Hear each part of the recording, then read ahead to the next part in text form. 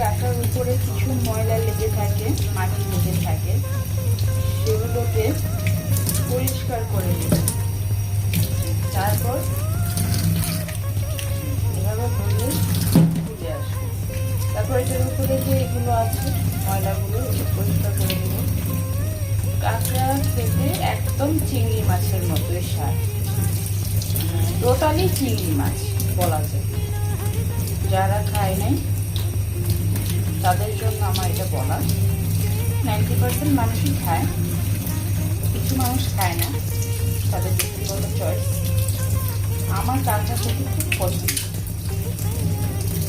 কাঁকড়া আজকে ফ্রাই করবো ভাবতেছি, ছোটো ছোটো নদীর কাঁকড়া ফ্রাই করলেই ভালো লাগে। ইয়াস গাইস, অনেক মজা হবে। আমার মেয়ের তো খুব পছন্দ এই কাঁকড়া, অনেক পছন্দ। কাঁকড়াগুলো দেখতে খুব সুন্দর, এই যে কাঁকড়াগুলো।